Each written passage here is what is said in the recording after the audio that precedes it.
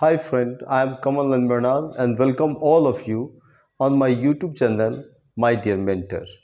Friends, पिछली कक्षा में हमने आर्टिकल के इंट्रो के बारे में पढ़ा था। आज हम डिटेल से जानने की कोशिश करेंगे कि आर्टिकल किसे कहते हैं, आर्टिकल का क्या यूज़ है, इसके क्या महत्व है, किन किन स्थान पर हम आर्टिकल का प्रयोग करेंगे और किन स्थान पर आर्टिकल को वर्जित करेंगे। इन सारी चीज़ों को समझते हैं। आइए आर्टिकल के बारे में डिटेल से समझते हैं। यहाँ पर हमने ए और एन को इंडेफिनिट आर्टिकल कहा है और द को हमने डेफिनिट आर्टिकल कहा है। ए और एन अनिश्चित आर्टिकल है जबकि द निश्चित आर्टिकल है।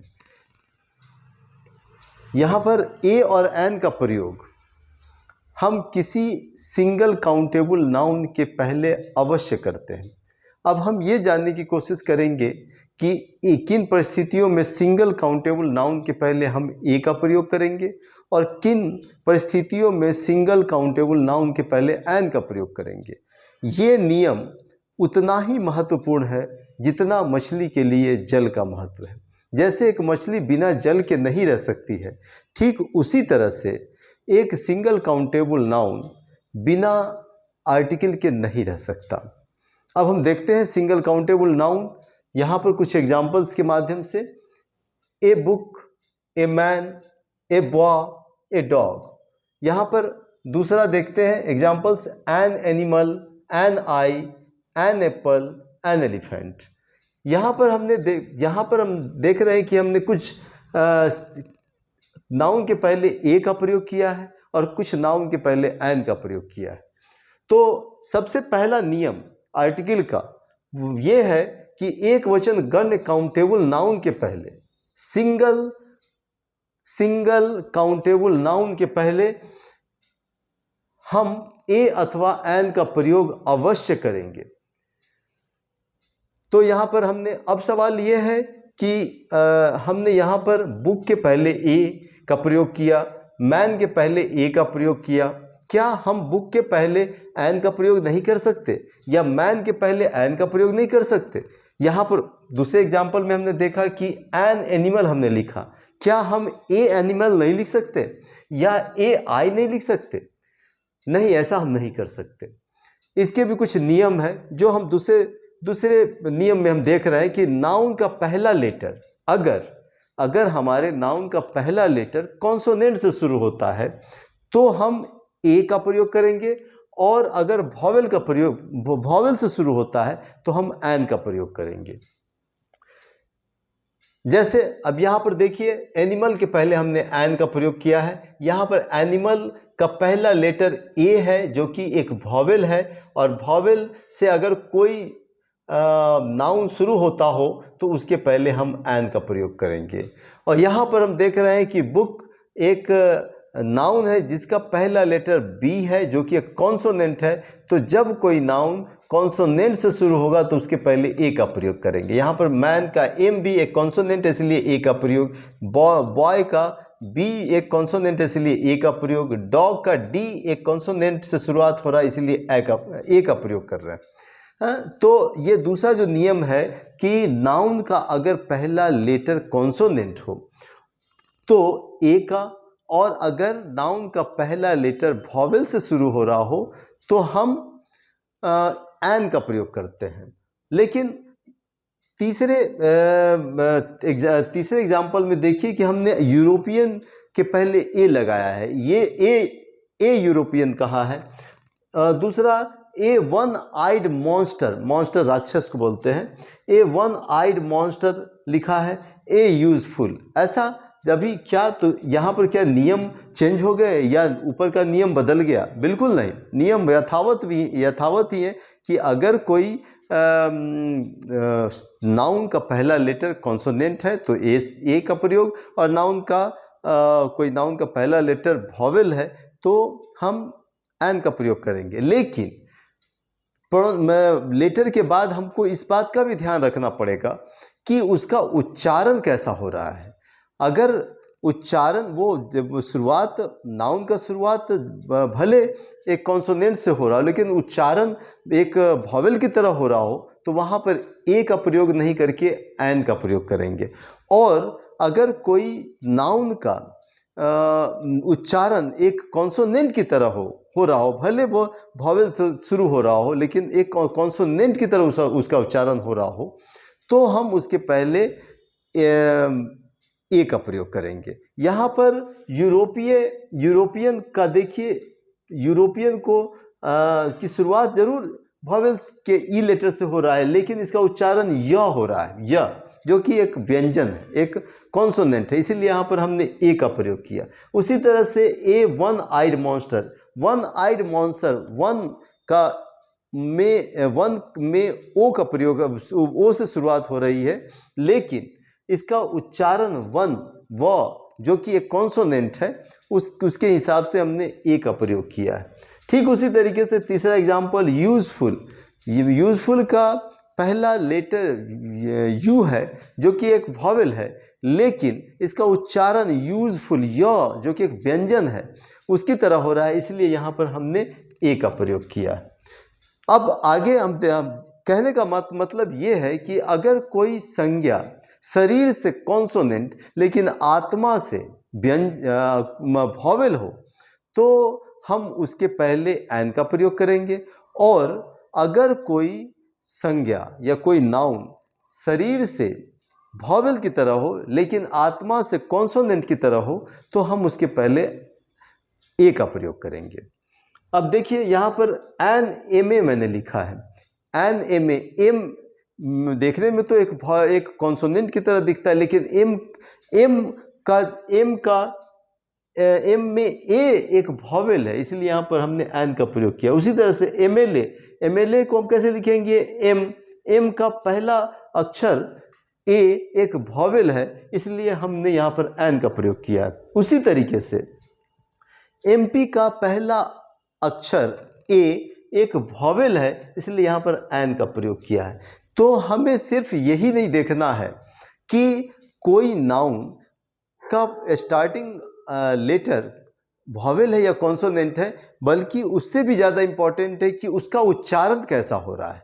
अगर उसका उच्चारण वो कॉन्सोनेंट से शुरू होकर के उच्चारण वॉवेल की तरह करता हो तो उसके पहले एन का प्रयोग करेंगे, और एक वॉवेल से शुरू होकर के उच्चारण कॉन्सोनेंट की तरह करता हो तो उसके पहले हम ए का प्रयोग करेंगे।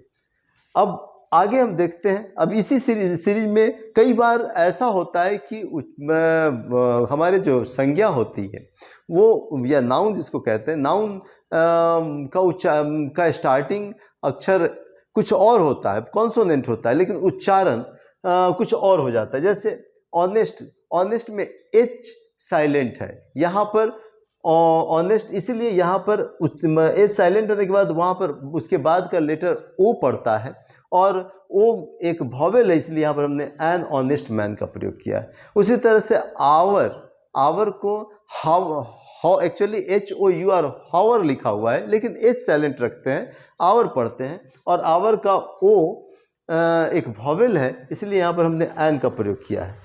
उसी तरह से हाफ एन आवर है ना, तो यहाँ पर चूंकि एच साइलेंट है तो और ओ जो से पहला लेटर पर हमें स्ट्रेस देते हैं तो यहाँ पर एन का प्रयोग करते हैं। इसके बाद अगला नियम है कि ए एन का प्रयोग इसके तुरंत पहले आने वाले अक्षर पर निर्भर करता है। ए एन का प्रयोग इसके तुरंत पहले आने वाले अक्षर पर निर्भर करता है। जैसे अब एन एलिफेंट, यहाँ पर एन एलिफेंट है, यहाँ पर कोई भी बीच एलिफेंट के पहले कोई भी विशेषण नहीं है, किसी भी तरह का विशेषण नहीं है, इसलिए एलिफेंट का ई लेटर चूंकि एक वॉवेल है तो उसके आधार पर हमने जो है एन का प्रयोग किया। लेकिन अब यहाँ पर देखिए ए बिग एलिफेंट हो गया, एक ए बिग एलिफेंट हो गया, मतलब एलिफेंट से पहले बिग आया और बिग का बी लेटर एक कॉन्सोनेंट है, तो वहाँ पर हमने ए बिग एलिफेंट का प्रयोग किया। एन बिग एलिफेंट का प्रयोग यहाँ पर गलत होगा। उसी तरीके से एन एप्पल हम लिखते हैं क्योंकि एप्पल का ए पहला लेटर एक वॉवेल है और उसके वॉवेल है तो एन का प्रयोग करते हैं। लेकिन ए राइप एप्पल ए राइप एप्पल में एप्पल से पहले राइप आया और राइप का आर एक कॉन्सोनेंट है, इसलिए उसके पहले हमने ए का प्रयोग किया है। यहाँ पर एन राइप एप्पल लिखना गलत होगा। An answer book, book consonant है, उसके पहले ए बुक हम लिखते हैं, ए बुक लिखते हैं, लेकिन बुक के पहले आंसर लिखा हुआ है और आंसर का पहला लेटर एक वॉवेल है, इसलिए यहाँ पर एन आंसर बुक हमने लिखा है। अब अगले नियम की तरफ हम चलते हैं। एक वचन गण संज्ञा के पहले विशेषण अथवा क्रिया विशेषण हो तब भी ए एन का प्रयोग होगा। कहते हैं कि सिंगल काउंटेबल नाउन के पहले अगर हम कोई एडजेक्टिव या एडवर्ब आ जाता है तो भी हम जो है सो ए एन का प्रयोग करेंगे। जैसे यहाँ पर देखिए कि ए मैन, ठीक है, a very good man, A man a very good man, an animal A useful animal.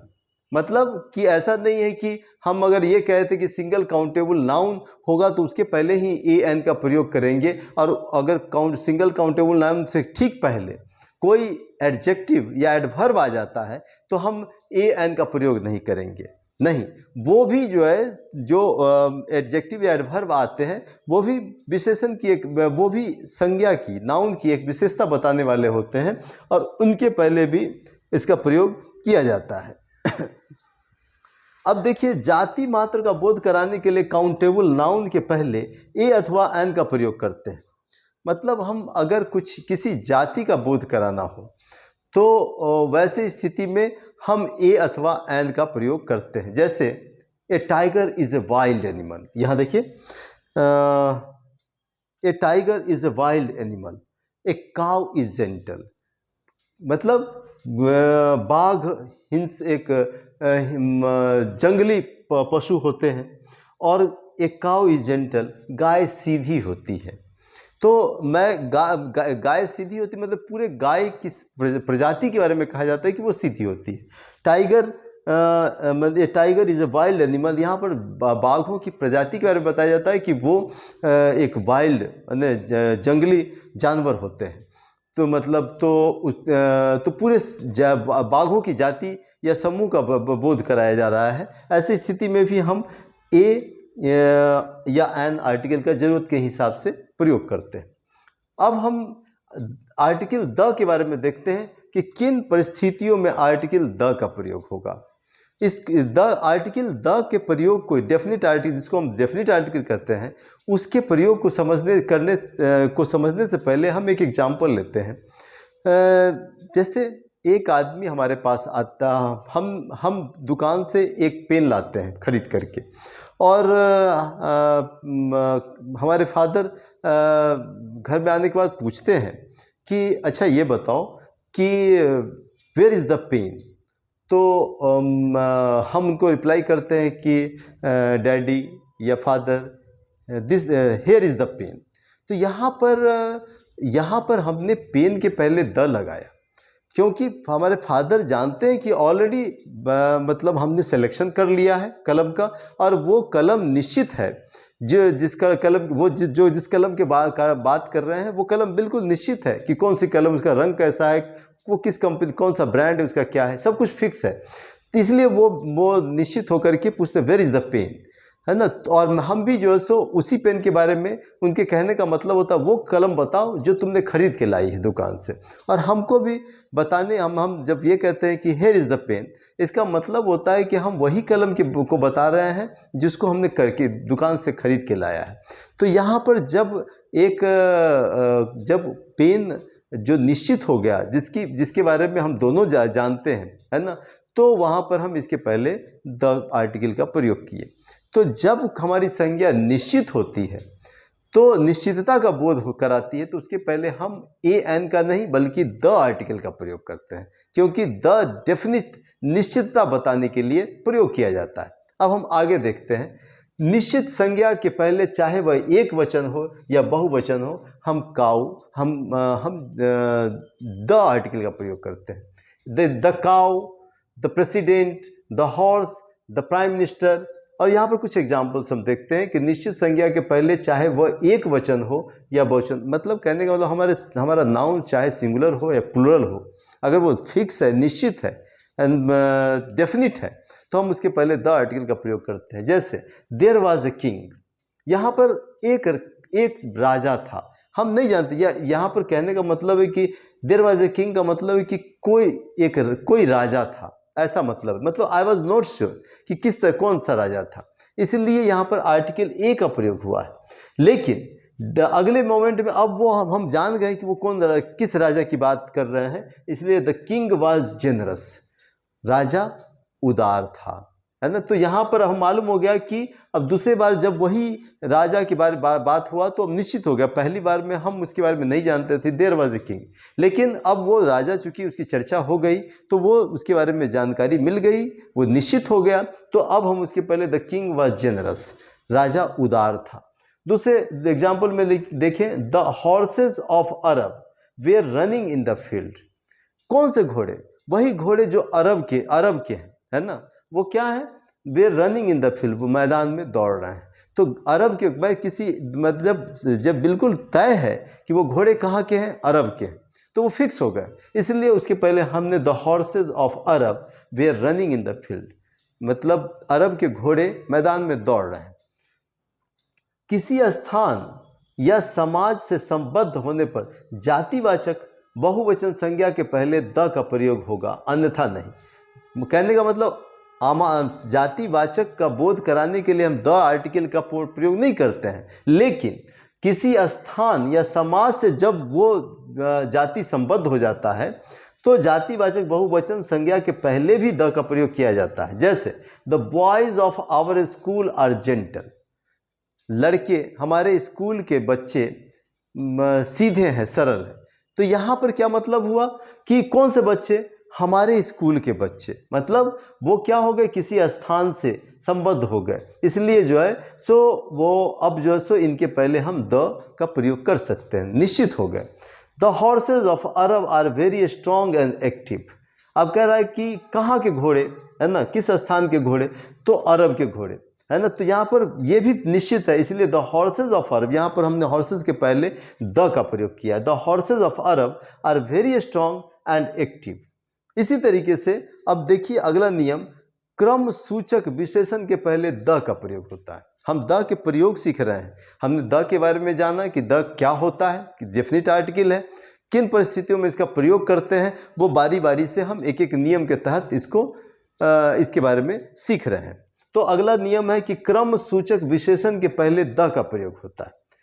क्रम सूचक विशेषण के पहले द का प्रयोग, जैसे today is the 1st of March, 1st of March। दूसरा एग्जाम्पल देखिए, tomorrow will be the 2nd of March। यहाँ पर क्रम बता रहा है कि आज कौन सा दिन है, तो मार्च का पहला दिन, कल कौन सा दिन होगा, तो मार्च का दूसरा दिन, परसों कौन सा होगा, तो मार्च का तीसरा दिन। तो इस तरह से जब क्रमबद्धता बताता है तो हम उसके पहले today is the 1st of March, तो हम वहाँ पर द का प्रयोग करते हैं। उसी तरीके से ग्रह, उपग्रह, सूर्य, चंद्रमा और तारों के आगे द का प्रयोग किया जाता है। जैसे the earth is round, the earth is revolving round the सन,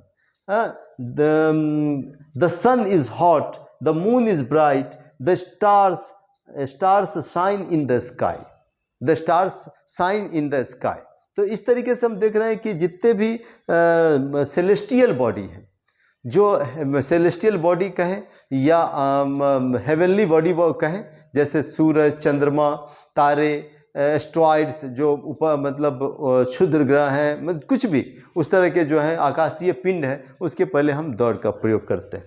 उसी तरीके से दिशाओं के पहले भी द का प्रयोग होता है। दिशाओं के पहले द का प्रयोग होता है। जैसे the sun shines in the east, the sun shines in the east and sets in the west, सूरज पूरब में उगता है और पश्चिम में डूबता है।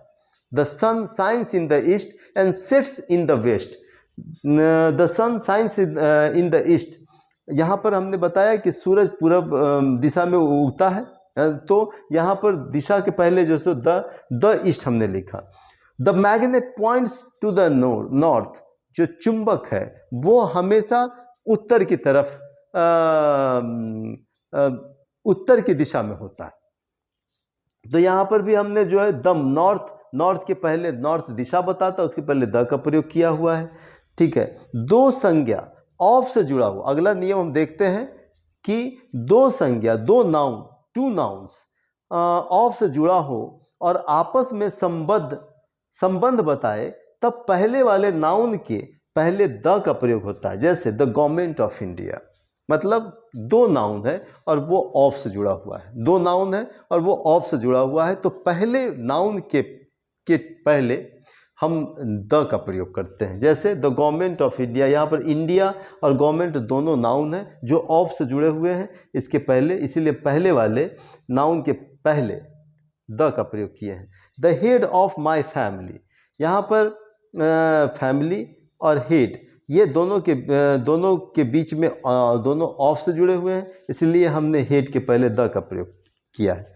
इसी प्रकार अगला नियम है कि जातिवाचक संज्ञा जब भाववाचक बन जाए तब हम जो है सो द का प्रयोग करते हैं। जैसे the animal is man is ईवर, the animal in man is ईवर active, आदमी के अंदर का जानवर हमेशा जागता रहता है। यहाँ पर हमने आदमी जाति पर नहीं बल्कि उसकी गुणों पर जोर दिया है, हमने उसके गुणों पर जोर दिया है, इसीलिए वो एक जातिवाचक संज्ञा भाववाचक बन गई है। और ऐसी स्थिति में जो है हम द का प्रयोग करते हैं। जैसे the animal in man is ईवर active, आदमी के अंदर का जानवर सदैव जागृत रहता है।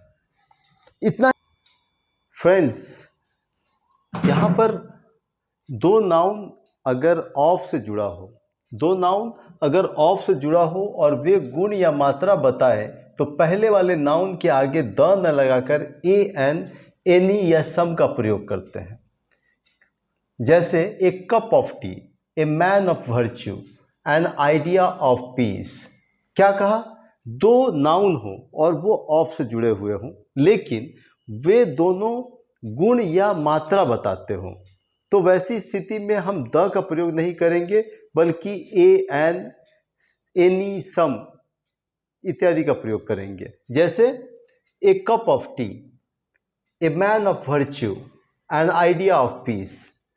अगला नियम अगर हम देखते हैं, यदि कोई गुण समान अनुपात में बढ़े या घटे तो कंपैरेटिव डिग्री के विशेषण के पहले द लगता है। यहाँ पर हम आपको बाद में बताएंगे कि डिग्री तीन प्रकार की होती है, पोसेसिव, कंपैरेटिव, सुपरलेटिव, लेकिन अभी हम कंपैरेटिव उसी में का सुपरलेटिव नहीं बल्कि कंपैरेटिव डिग्री की बात कर रहे हैं। यदि कोई गुण समान अनुपात में बढ़े, मतलब बढ़े या घटे तो कंपैरेटिव डिग्री के विशेषण के पहले द लगता है। जैसे the more you have the more you want, मतलब जिस अनुपात में आप पाते हो उसी अनुपात में आपकी चाहत और बढ़ जाती है। तो एक अनुपात में जब बढ़ोतरी समान अनुपात में बढ़ती हो या घटती हो, तो वैसे स्थिति में हम द का प्रयोग करते हैं। The more you have the more you want, जितना आप पाते हो उससे ज़्यादा आपकी चाहत बढ़ती, उतना ही आप और चाहते हो, उससे ज़्यादा नहीं बल्कि उतना ही आप और चाहते हो। तो the higher you go the colder you feel, जैसे जितना ही आप ऊपर जाते हो उतना ही आप ठंडक महसूस करते हो। तो जिस अनुपात में हम ऊपर जाते हैं उसी अनुपात में ठंडकता जो है, ये कोल्डनेस जो है वो बढ़ती जाती है। तो अगर समान अनुपात में कंपैरेटिव डिग्री की विशेषता बढ़ती हो तो हम वहाँ पर द का प्रयोग करते हैं। अगला नियम है समुद्र, महासमुद्र, खाड़ी, द्वीप समूह। ध्यान रहे यहाँ पर द्वीप समूह, अगर सिंगल द्वीप होगा तो वहाँ पर नहीं, द्वीप समूह, नदियाँ, पर्वतमाला के पहले पर्वतों का समूह होना चाहिए। कोई एक चोटी की अगर बात करेंगे तो वहाँ पर द का प्रयोग नहीं होगा, पूरी पर्वतमाला के पहले द का प्रयोग होता है। जैसे द गंगेज,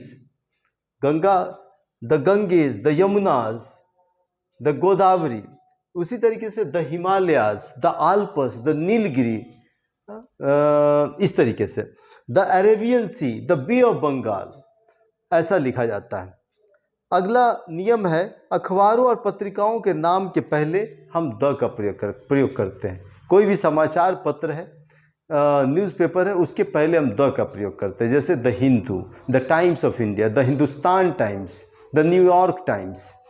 यहाँ पर the Hindu, the times of India, the New York times, इस तरीके से। जहाज़ों के नाम के पहले भी हम द का प्रयोग करते हैं, जैसे द राजपुताना, द विक्रांत, इस तरीके से।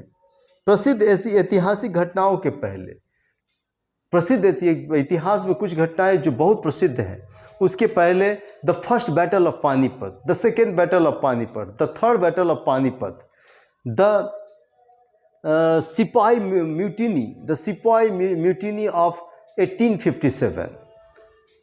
तो इस तरह की जो बहुत प्रसिद्ध ऐतिहासिक घटनाएं हैं, उसके पहले हम द का प्रयोग करते हैं। The French revolution, the American revolution, इस तरीके से हम प्रयोग करते हैं।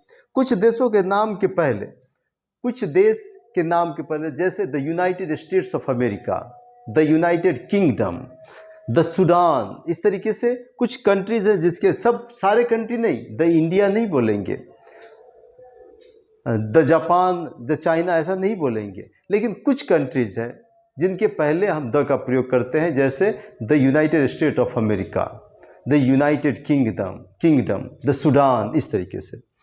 जातियों के नाम के पहले, जातियों के नाम के पहले द का प्रयोग करते हैं, जैसे द हिंदूज, पूरा हिंदू का पूरा समूह, हिंदुओं का पूरा समूह से इसका तात्पर्य हिंदुओं का पूरा समूह होता है। द मुस्लिम्स मतलब पूरा मुस्लिम समूह, द क्रिश्चियन, इस तरीके से जो सो जरथुस्ट्रियन, द बुद्धिस्ट, ऐसा हम प्रयोग करते हैं। ग्रंथों के नाम के पहले the Ramayana, the Mahabharata, the Gita, the Bible, the Quran, इस तरीके से हम धार्मिक ग्रंथों के पहले भी प्रयोग करते हैं। तो यहाँ पर हमने द का प्रयोग देखा। अब हम ये देखेंगे कि द का प्रयोग कहाँ कहाँ वर्जित है। फ्रेंड्स, हमें याद रखना है वो कुछ सिचुएशन जब हमें आर्टिकल द का प्रयोग नहीं करना है। जैसे एक केस यहाँ पर लेते हैं, अपॉइंट, एलेक्ट, क्राउन जैसे शब्दों के बाद नाउन जब पूरक बनकर आए तो द का प्रयोग नहीं होता है। अपॉइंट, एलेक्ट, क्राउन जैसे शब्दों के बाद अगर कोई नाउन आता है पूरक बन, कॉम्प्लीमेंट्री बन करके, तब हम वहाँ पर द का प्रयोग नहीं करते हैं। जैसे ही वॉज क्राउंड किंग, ऐसा नहीं बोलेंगे कि he was the crowned king, नहीं, ही वॉज क्राउंड किंग। उसी तरीके से Mohan has appointed headmaster, Mohan has appointed headmaster, Mohan has appointed the headmaster, ऐसा नहीं बोलेंगे, क्योंकि यहाँ पर अपॉइंटेड के कॉम्प्लीमेंट्री के रूप में हेडमास्टर नाउन आया है। उसी तरीके से Shyam has elected member, Shyam was elected member या श्याम हैज़ इलेक्टेड मेंबर। तो यहाँ पर या Shyam has been elected member, कुछ भी बोले, श्याम वाज इलेक्टेड मेंबर, यहाँ पर नहीं बोलेंगे श्याम वाज इलेक्टेड मेंबर के पहले द नहीं का प्रयोग हम नहीं करेंगे यहाँ पर। तो ऐसी और भी एक दो सिचुएशंस हो सकते हैं जब आपको मतलब ध्यान ये रखना है कि जब नाउन का प्रयोग हम एक पूरक के रूप में कर रहे हैं, किन शब्दों के आगे पहले के लिए अपॉइंटमेंट, अपॉइंट, एलेक्ट, क्राउन, ऐसे शब्दों के पूरक के रूप में जब हम नाउन का प्रयोग करते हैं या पूरक के रूप में जब नाउन आते हैं तब हम वहाँ पर द आर्टिकल का प्रयोग नहीं करते हैं। दूसरा, खेलों के नाम के पहले हम द आर्टिकल का प्रयोग नहीं करते हैं। खेलों के नाम के पहले हम द आर्टिकल का प्रयोग नहीं करते हैं। जैसे क्रिकेट, फुटबॉल, बैडमिंटन, हॉकी, ऐसा बोला जाता है, नहीं कि the cricket, the football, the badminton, ऐसा नहीं कहते हैं। तीसरा है एक, लेकिन वाद्य यंत्रों के नाम के पहले हम द का प्रयोग करते हैं। वाद्य यंत्र, the harmonium, the piano, the violin, ऐसा हम बोलते हैं। Work, business, fun, health, permission, इन सब शब्दों के आगे हम द का प्रयोग नहीं करते हैं। कौन कौन से शब्द हैं? Work, business, fun, health, permission. Work, business, fun, health, permission, ये सब वो हैं जिनके साथ हम आर्टिकल का प्रयोग नहीं कर सकते। जैसे he got permission, he got the permission नहीं बोलेंगे, he got permission, that's all. उसी तरीके से health is wealth, health is the wealth ऐसा नहीं बोलेंगे, है ना। या मतलब तो आप इन वर्ड्स को ध्यान में रखिए। Work, business, fun, health, permission, इनके साथ आर्टिकल का प्रयोग नहीं करेंगे। अगर ऐसे आमतौर से हम the president, the prime minister, the governor ऐसा हम बोलते हैं, लेकिन जब उपाधि के पहले उस स्थिति में द नहीं आता है, जब उसके बाद कोई व्यक्तिवाचक संज्ञा आता हो, मतलब उपाधि के लिए हम द का प्रयोग करते हैं, the president, the prime minister, the governor, है ना, द गवर्नमेंट ऑफ इंडिया, ऐसा बोलते हैं। लेकिन जब उपाधि के पहले उस स्थिति में द नहीं आएगा, जब कि कोई व्यक्तिवाचक संज्ञा आया हो। जैसे queen Victoria, queen Victoria, George, king George, emperor Ashoka, ऐसे स्थिति में हम द का प्रयोग नहीं करेंगे। ऐसा नहीं कहेंगे कि द क्वीन विक्टोरिया, नहीं, द किंग जॉर्ज ऐसा नहीं बोलेंगे, या द इम्पेरर अशोका ऐसा नहीं बोलेंगे, है ना। हम सीधा यहाँ पर द का प्रयोग नहीं करेंगे। Queen Victoria, king George, emperor Ashoka, इस तरीके से हम प्रयोग करेंगे। सिनेमा, थिएटर, सर्कस आदि के साथ द का प्रयोग किया जाता है। सिनेमा, थिएटर, सर्कस आदि के साथ द का प्रयोग किया जाता है। जैसे I shall go to the theatre, I will watch the cinema, ऐसा कुछ भी बोल सकते हैं। मतलब कि सिनेमा, थिएटर, इन सब के साथ सर्कस के साथ हम द का प्रयोग करते हैं। प्रति या प्रत्येक के लिए ए या द का प्रयोग होता है। प्रति या प्रत्येक के लिए ए या द का प्रयोग होता है। जैसे he gets 4 rupees a day, वह प्रतिदिन 4 रुपया पाता है, वह प्रतिदिन 4 रुपये पाता है। मैंगोज आर 20 रुपीज, आम जो है 1 रुपये में 20 के भाव से मिलते हैं, ऐसा। Mangoes are 20 rupees. तो यहाँ पर हम देख रहे हैं कि प्रति या प्रत्येक के लिए ए या द का प्रयोग किया जाता है। However, how, so, as, to आदि के बाद यदि कोई विशेषण हो तो विशेषण के बाद में आर्टिकल का प्रयोग होता है। However, how, so, as, to, इनके साथ अगर कोई विशेषण हो तो विशेषण के बाद में आर्टिकल का प्रयोग किया है। जैसे however old A ship, it can float on water, कहता है कि कोई कितना भी पुराना जहाज क्यों ना हो, वो पानी में तैरता है। However old A ship, it can float on water, कितना भी पुराना जहाज क्यों ना हो, वो पानी में तैर सकता है, ऐसा है। However wise a man, he can make a mistake, आदमी कितना भी समझदार या यूँ कहें बुद्धिमान हो, लेकिन वो गलती कर सकता है। How nice a man is, कितना सुंदर आदमी है, ये कितना बढ़िया आदमी है, ऐसे। तो हमने अभी देखा कि किन परिस्थितियों में आर्टिकल का प्रयोग वर्जित है, वो भी देखा। तो मैंने यहाँ पर हमने आर्टिकल के बारे में पूरा, आर्टिकल क्या है, उसकी विशेषता क्या है, कितने प्रकार का होता है, किस तरीके से उसका प्रयोग हम कर सकते हैं, उसके प्रयोग के बिना हमारा अंग्रेजी के सेंटेंस कैसे अपूर्ण अधूरे रहेंगे, वो सारी बात हमने देखी। कहाँ पर हम ए एन का प्रयोग कर सकते हैं, उसके बाद कहाँ पर हमने द का प्रयोग करना है, उसके बाद हम ये भी सीखे कि कहाँ पर द का प्रयोग नहीं करना है। तो इस तरीके से एक संपूर्णता को लेता हुआ ये वीडियो आर्टिकल के बारे में सब कुछ एक्सप्लेन करता है।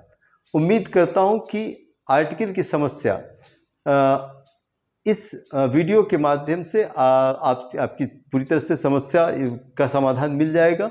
और एक नए वीडियो के साथ, एक नए टॉपिक के साथ हम अगले क्लास में फिर से मिलते हैं। Till then, bye bye.